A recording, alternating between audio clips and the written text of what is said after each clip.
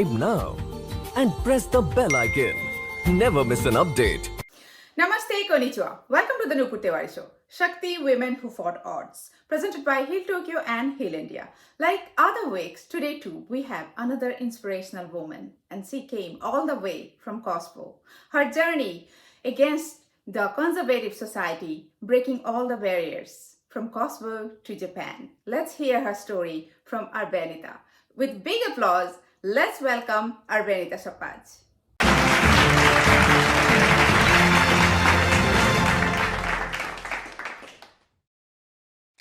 Namaste, konnichiwa, ARBENITA. Welcome to the Nupur Tewari show. Shakti, Women Who Fought Odds.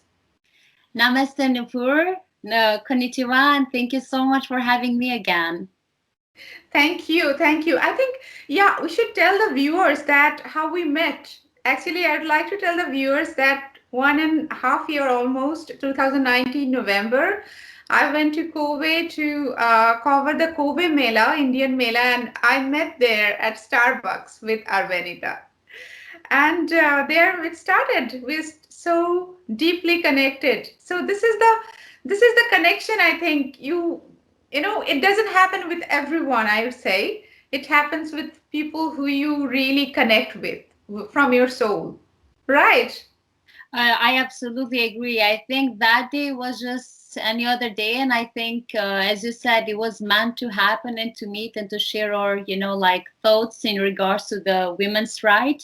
And I think it's a great, opportunity to have, opinions or sorts of, experiences from a very different countries and the same, at the same time. So I think that was something that, I really wanted. And I was like, I hope that I will be able to meet you again because, I admire the work that you're doing. I admire, the wisdom that you're sharing, in your platform. I think it's something that is necessary, and I'm following you constantly, and it's a must. I think it's a necessity for for the women nowadays in this very sort of conservative and patriarchal society at the same time. But I mean that's why we bonded. I think was meant to share experiences and learn from each other. Exactly, very rightly said. Yes. So ARBENITA, I think you have very fascinating story, I would say. Actually, it looks and sounds very fascinating to us, for us, but it was not that easy for you, right? So we would love to know, and we'd love to inspire millions of women that with your story, like how it happened from Kosovo to Japan, how a Muslim girl breaking all the stereotype coming to Japan. We'd love to know that. Thank you very much. Well, I think it's never impossible for whatever goals or mind that you put into. It's all about the effort and belief. And I think whether you're a female or a male or Muslim, Catholic, or whatever religion that you have, I think we need to convince ourselves that that's the goal that I'm setting for this specific period of time, and I want to reach that no matter the obstacles or ups and downs that you might go through. Because I think at the end of the day, it's sort of more satisfying when you know all the difficulties that you went through and you're like, well deserved.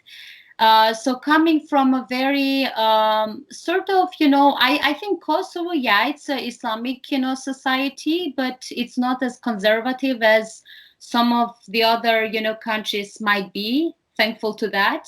I think all that happened due to the diversity that we have in our country and how liberal we are and welcoming as a society we are to the changes, to something that could benefit or we could benefit as a society. Nevertheless, I think a female taking her steps, out of the house and trying to build her life was still sort of a big deal and a big no, quote unquote. I think I still remember the time when I decided to pursue my master's degree in Poland. That was the biggest decision that I took in my life. I mean, Europe is, I mean, we are neighbors.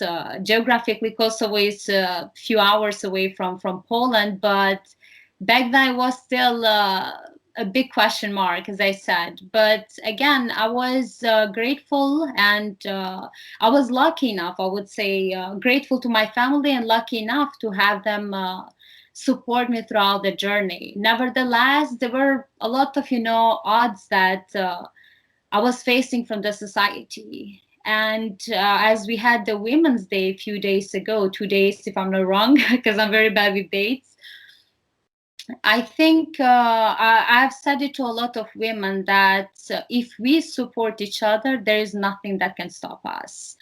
Because I think waiting for the support of a man, it's not as powerful. It's not a powerful tool as it is a female to a female.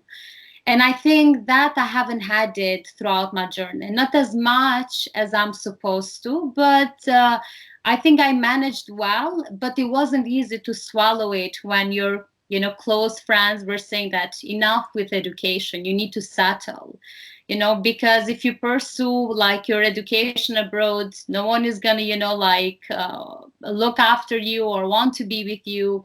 And sometimes I'm like, how brave I was. I genuinely question myself because I'm like, I was young and there was the fear that maybe that's true because when you don't have a deep knowledge, when you receive new or sort of additional information or opinion towards a decision that you're taking, you kind of believe them because you're like, okay, I've never done this before, so it's my first time. Am I taking the right decision or no? But again, as I said, like I had a strong belief in myself and in my success, and I was like, I'm going.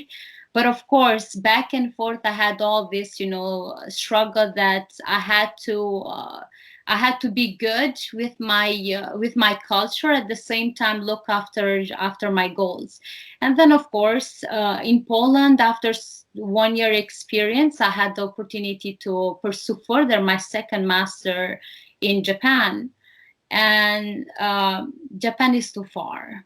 For Kosovo, it's too far. And this was another, big step in my life that my family, they were thinking, honestly being like, they were like, but it's too far. Why do you need to go there and pursue another master? Can't you get it from European countries, And I was like, it's different. And it's not, at the end of the day, it's not only about a degree. It's about the culture as well. And I think that's what I wanted. I wanted to benefit from the Japanese culture, Asian culture, and of course, not only Japanese. There are tons of nationalities such as India, and I think it's a big community here. So I think there is a lot to learn from each and everyone that could, sort of combine and bring the best version of me, sort of to cultivate from every culture about women and how much they struggle, something that could potentially, serve me in the future, no matter where I find myself in a very difficult situations or easy situations. So it was the right step, what you took, right? You believe in that. That's correct. That's correct. Very, very good. And your family, when you said that you want to pursue the higher education, you want to go to Poland, the first, I think Poland happened, right? That's So correct. how was their reaction? Like, as you said, that your friends and everyone said that if you go for higher education, nobody's going to be with you. It's like, yes, it's patriarchal society, and everyone says like that. Like, nobody will marry you. Exactly. To make it more straight. Because you're going to be too educated for them. That's correct. That's correct. Right. So definitely you heard all those things. So how was your parents' reaction there when you said that I want to go for higher studies? Well, honestly speaking, I think they could, like see the results of my education in Poland because again, it's important to know the reason why we are going there, because everyone has or like goes with a goal that okay, I want to pursue an education, but it depends how far you want to go. what are the results? And I think I made it sure, not only for my family and the people that sort of believed and didn't believe in me, to prove them wrong, but I wanted to prove to myself that leaving my country, my family, my culture, I mean, of course, it's a big risk, but I will benefit way much more by going out and breaking barriers. And I think they sort of saw the results of my, 1 year studying in Poland, and they, without hesitation, they supported me in this aspect. They were just like having the fear that it's too far, and for any case, emergency case or whatever it could be, they would be too far to help me out. But I think when I decided to pursue after 1 year break my PhD, that was the toughest decision, because they kind of got, used to having me around. And I think that was the year that they were like, "You're going again?" I said, "Yes, again, back to Japan." But of course, I think there is no family, no parent that I think wouldn't want to see their kids or like their daughters, their sister to pursue further, if they see the results, in a sense that they know what the kid or like the daughter is doing there. I think that's very important, because but it's difficult at the same time as a young woman, or as a young son, to know very fast or very quickly why you came to this country, because it's not about just coming. There is a lot of culture shock that you need to accommodate yourself, and then sometimes you feel lost, sometimes you feel depressed, and then you're like, why did I come like this far? Why? Because at the end of the day, you're like, okay, I'm running after my career, I'm running after my professional sort of development, but my family, it's too far.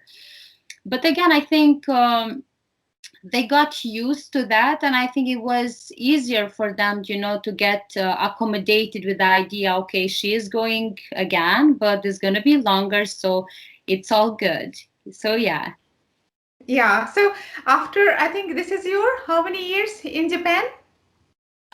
Three so far. 3 years. So this is the third year, and are they happy? They are absolutely happy, and they are extremely happy. The fact that I'm trying to work as much as I can with countries that Kosovo hasn't heard much about, such as Indian or Timor-Leste, or some countries that are like maybe big superpowers, or like new independent countries such as Timor. So I think they're happy that I'm being able to represent a bit of my country, to introduce people to our culture, to our like culture as it is, good and bad. So I think they are happy. Yeah, they are definitely happy. I'm sure they're happy, and they're very proud of you. I'm sure. I have no doubt about it. So you just mentioned that when you are coming from an European country and from Muslim background to Japan. You said, you just talked about coming to Japan. It's not only far, but culture shock also. Everything was involved. So did you face any culture shock here in Japan? I think countless. I would say, starting from the food, because the food in Kosovo is very Middle Eastern sort of, and I think switching to like seafood, it's not, we consume in Kosovo, but it's way different from the usual Japanese. I think food wise, culture wise, punctuality, bowing, I think the cleanness of the country, how polite they are, how much they love their work. You see, they're passionate. They thank you for everything, which in my country is the opposite. You see a lot of differences. So I think that was those, like characteristics were like sort of, shocking me at the beginning. But after some time, I got, used to, and I think that made it easier for me and, my stay in Japan. So, yeah. So you just said that my country is totally opposite. So he said these people are polite, these people are very passionate about work. So you want to say that Kosovo nobody works, or they're not polite? No, actually they do work, but I think it's a tougher society. I think Japan, it's in their culture to be soft, to be smooth, to talk, like very quiet. I think in Kosovo we are as European countries, you know, we purchase things in a completely different way. I think Japan, it's just, I mean, it's a massive difference. I think now doing my PhD, and back then, when you write an email to Japanese, people, they reply to you promptly. In Europe, they take a day, 2, or probably even a week. So things are completely different. And I think politeness, I meant that they love what they do. For example, you go to a convenience, they thank you by bowing. That doesn't happen in Kosovo. They thank you, but they don't go that far, such as bowing. And I think Japan possesses this, politeness, or like appreciation of the customer, which is very amazing. And I think, as I said before, this is the beauty of diversity. This is the beauty of traveling, of living abroad, because at the end of the day, all us that we try, to embrace it from Japanese culture or other cultures, to input in our culture, to contribute in one way or another, whether it's virtual, whether it's in person, whether it's with a position back home, in one way or another. Exactly. And I think when it comes to politeness and customer service, I think Japan had done PhD on that, right. Definitely. But when I met you at 2019 November, I think you were very polite. So if you say that the Kosovo people not so polite, I think you were very polite, so polite that I thought that you are like the people back home. You're back home, they're like that, because see, as we say, like, I don't know anybody else, only you from your country, from Kosovo. So if I think about Kosovo, then ARBENITA is coming in front of me, right? So my imagination for that country is ARBENITA. So ARBENITA is polite means my imagination of Kosovo is everyone is polite. So you are the ambassador of that country to me. So the way you talk to me, the way everything is, the way you convey things to me, that country Kosovo is all about that, because I never been there. So I think here is again the lot of responsibilities we have, especially I would say you, because I don't think many people from Kosovo in Japan, not many, right? That's correct. Well, I mean, I need to, correct myself. So politeness, because probably a lot of people from home will be watching your show. So no, they are absolutely. I think the generosity and hospitality in Kosovo, it's sometimes way too much than it should be. Because I had the opportunity to host my Japanese colleagues and other international friends, and sometimes they were like overwhelmed, because they felt warm, they felt love, they felt, very comfortable, just like in a family. No, I think politeness, the politeness Japan possesses, I think there is a lot of countries that they need to learn when it comes to work-wise. And of course, there are like specifics and characteristics that, Yeah, I would like to stop you. Yeah, I think this is for the rest of the world.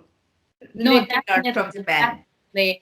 And no, in regards to our community, no, we are a very, very small number. I think it should be around 10, 15, maybe even less, of Kosovans. And I'm the only one in Kansai region. So I'm making it sure that I represent and I give a very good image of Kosovo to the people. And I mean, at the end of the day, if it's not a society that needs to be admired, I think I cannot fake it for too long. I think who I am, or who my country is, or like all the characteristics that, has Kosovo, I think it's because of, all the difficulties and tough times that it went through. And I mean, I think students or people who do more like aside from political or diplomatic sort of, positions, I think are the biggest and, ambassadors of their country to a certain society. It's sort of, I believe a lot in the cultural diplomacy. And as we have talked before, India still doesn't recognize Kosovo. So I hope a lot of people will be able to hear and learn as much as possible. So in the future, maybe we will be able to visit each other's country. Definitely, yes. The Kosovo is my on my list. So as you said that your colleagues and they went to Kosovo and they're overwhelmed by the hospitality. So I'm just waiting for that. I'm waiting to Yes. visit your country, definitely. So yes, I would like to now I would like to go for the women side. Uh, how is the situation of, like, you came from there, the country, breaking all the odds, breaking all the stereotype and fighting odds to Japan, first Poland, then Japan. So how about other women? Are they are they, are staying inside the country, or they also do the way you are doing? Yeah, this is a very good question. Thank you very much. Of course, there is a large number of females and of women, if I may say, that are pursuing their studies abroad, or they are, pursuing their professional, career development. There is a large number, but I think at the same time, not as much as we expect. And I would say again, I could blame it in the culture. I could blame it on the, very patriarchal society that we are. I mean, we see it. It's in Japan present as well. It's everywhere, I would say. But I think once you set up your goal, if you're very confident, if you have to sort of convince yourself first that you want to do, or you want to pursue your studies or your career, or whatever that it could be in a certain country, certain region. I think there is a lack of, confidence on women, and I think that is as a result of the society itself. But I think it's important for every family, each and every one, to teach their daughters or their kids in overall two genders that no matter where you come from, as you mentioned previously, it doesn't absolutely matter. You have a goal, go for it, believe in it. And as I say, I mean, in Kosovo, families, they support massively their kids with education. I have seen families that the entire, incomes were like invested in the education. And that's something to be, admired. And I think that's something that, should give us a lot of responsibilities, that I'm investing my time, I'm investing my family's sources. So I got to make it sure that, or I should make it sure that, there is a result and there is something coming out of it. I think there is a lack of, awareness, as I mentioned previously, and I think it's changing. It's changing, a comparison to the previous years, but still, there is a long way to go. And I think if I may connect this part, that we are in need of women, of a woman that promotes those values, like you, that pushes like women to go further, to pursue whatever they dream is, or like to just not seek any barriers, because barriers are going to be there, whether I'm coming from America, whether from Kosovo, India, Japan. I think it's present everywhere, but of course in some societies to a higher degree, to some it's a lower degree.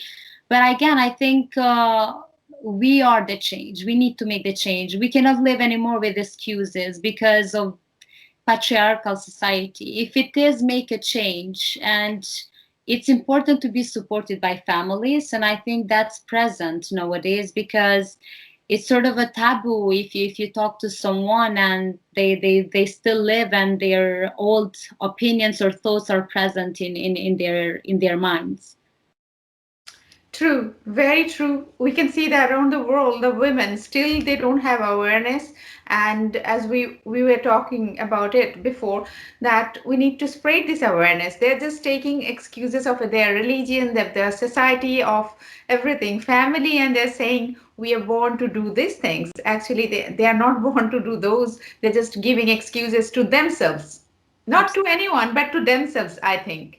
I mean, we are, me personally, I'm a product of the same society, same culture as my friends, that, they have decided to, pause, like their career, or like to even bring an end, which is not necessarily an end, but they want to define it in that way because it's convenient. And as I said, it's not easy to travel. It's not easy to, accommodate yourself, to challenge yourself with this different societies. and it's not easy to adopt a new educational system, professional system. It there is a lot. It takes courage and I think confidence again.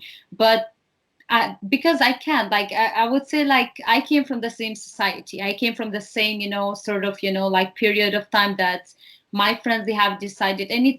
And again, it's absolutely fine if someone decides to pursue or to not pursue something further. But important is to be independent, to know your rights, to be confident, to never allow your husband, your father, your brother, whoever it is, or your son, to consider you lower than them because of your gender. That's all what matters. And I think when you have a job, when you're independent, I think that kinds of bring a lot of awareness, that you want it or no, because it exposes you. You're no longer staying within four walls in the house, but you're basically facing your colleagues, people, civilians, like, daily. So I think one opinion here, one opinion there, and then it just can bring more awareness. Exactly. Very rightly you said. So that is for the viewers, I would like to say that ARBENITA is coming from Kosovo, and from there to Japan, it's not an easy for a woman, I would say. And definitely, the conservative society, what you heard, and her background is Muslim. So all the girls, especially, why I'm telling many times the Muslim, it's not because I'm saying that Muslim is any lower than anything. It's not we don't want to say that. Why we're saying, but most of the time, the society is, especially women, since this show is dedicated to women, we take excuses of our religion that we have to stay like that because this is our society or religion. So this is not, if ARBENITA can do that from there, the European country, where the country itself is not even given by many countries the independence, that status, that the country from there, the woman is traveling to Japan, doing PhD and doing a lot more things, then I think you can do too without any excuses. So, ARBENITA, actually, we'd love to know a few messages for around the women around the world, because the courage you have or you had shown, that is really outstanding. It's not, you could have had a lot of excuses and you could have given up, but the courage you had, I think now for the rest of the world, those women who are giving excuses, and we'd love to know few messages or few words for them. Thank you very much. Well, I would just basically say that the fact, the confidence, and the courage that I possess and I possessed back then is due to all the women that I have known and met throughout my life, and various different religions, different cultures. And I think that's important. And I would say those who are still uncomfortable where they are, I think it's important to watch us, not only us, other women, to share with us, to contact us if they need a help, if they need an advice. For example, your show, I think you're doing a marvelous, I think something significant, a significant job that I think it's important. It's important to show that your voice can be heard, as long as you take the first step. The rest of the steps will follow. And I think I would just highly encourage to all those women who believe that they have a goal, that they have a setup, a goal that they want to pursue, whether it's educational, cultural one, or professional wise. I think go for it. Do not hesitate. Do not hold on the culture issue or patriarchism or whatever it could be in your country. Just follow your dreams, and and if that's difficult, I think it's important for them to know the local organizations or people who can potentially support throughout the journey, or at least for the beginning. So do not give up. Go for what you believe, and for none of us was easy and will never be easy, but that's that's what make us humans, like live and make this life a little bit more interesting. Of course, there are cases that are very difficult to be seen and heard, but whatever is meant to be, to go through it, I think will find its solution. And I think there's always, ups and downs, but we will make it together. So yeah, best of luck in Yes. your journey to whoever is watching this show. And I hope that I will be able to hear from all of the, women, to all those who broke those stereotypes, and yeah. So definitely, very rightly you said that it was not easy for us. It is not going to be easy for you. You have to set your goal and you have to be determined to reach there. So beautifully you said. And this is the viewers, definitely, as Arbenita said, that this is the platform that, yes, we are here to know your story. We are here to tell your story. So definitely we are here. You can always contact us. Arbenita, you too. If you feel that somebody needs to be heard, definitely, always, you can just tell me.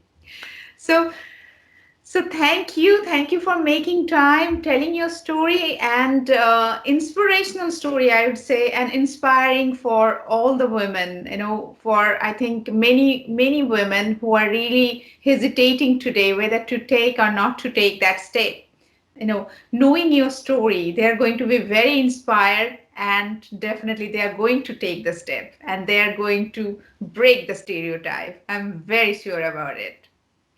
Thank you very much, Nupur. Thank you for the opportunity and for allowing me to share a bit of my story. And yeah, thank you very much also for your time. No, we will know your more story in our more, you will come, you'll keep coming. Don't worry. You'll keep coming. You're just family of the Nupur Tewari show. Definitely. So we are always there. Thank you, Arbenita. Thank you so much. Thank you. And Indian style, namaste. Namaste. Thank you very much. Thank you. Thank you. So everyone, that was today's episode, ARBENITA story. And these kind of stories we have around the world. To inspire other women, please subscribe to our channel and spread this positivity, love and inspiration among other women. So I'll see you next Friday with our Let's Talk Business episode. Until then, do take care of yourself and do love yourself too. Subratri, good night, Vesminasai. Namaste.